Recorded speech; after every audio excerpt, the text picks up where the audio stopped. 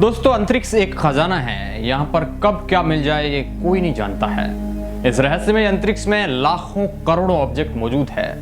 और अभी हाल फिलहाल अमेरिकी स्पेस एजेंसी नासा ने अंतरिक्ष की एक ऐसी दुनिया पर कदम रखा है जिससे सौरमंडल की उत्पत्ति के बारे में कई बड़े राज खुल सकते हैं।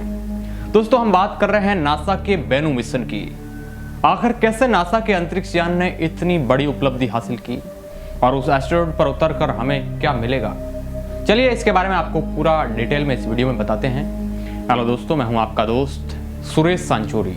आप देख रहे हैं रहस्य टेलीविजन यूट्यूब चैनल। दोस्तों, अमेरिकी स्पेस एजेंसी नासा ने अंतरिक्ष जगत में ये बहुत बड़ी उपलब्धि हासिल की है। नासा का स्पेसक्राफ्ट ओसिरिस रेक्स ने बेनू एस्टेरॉयड को सफलतापूर्वक टच किया है। दरअसल बेनू एस्टेरॉयड आज से 4.5 अरब साल पुराना है।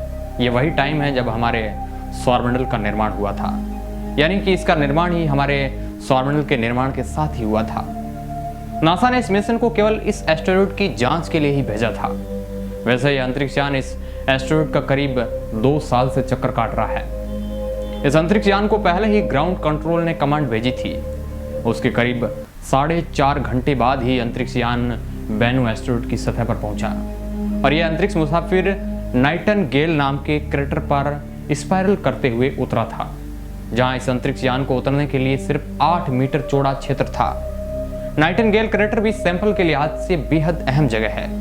यहाँ महीने धूल, कंकर, पत्थर हैं जो ज्यादा वक्त के लिए आसपास के पर्यावरण के संपर्क में नहीं आए थे।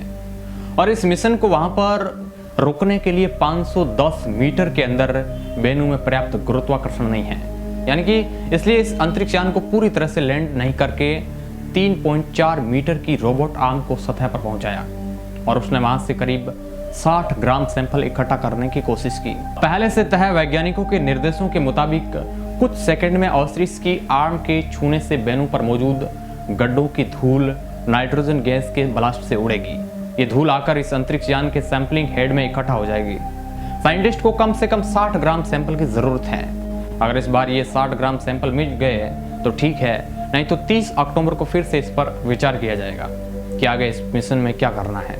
और दूसरी कोशिश बैकअप साइट ऑब्जर्वे पर जनवरी 2021 के बाद ही की जाएगी, जो एक जगह है इस एस्टेरॉयड पर। अब आप सोच रहे होंगे कि इसके सैंपल से हमें क्या करना है, तो हम आपको बता दें कि इसके सैंपल की मदद से साइंटिस्ट सौरमंडल की उत्पत्ति के बारे में पढ़ाई करेंगे कि आखिर सौरमंडल का निर्माण कैसे हुआ, साथ ही धरती पर जीवन कैसे आया, इसके बारे में भी पता लगाएंगे।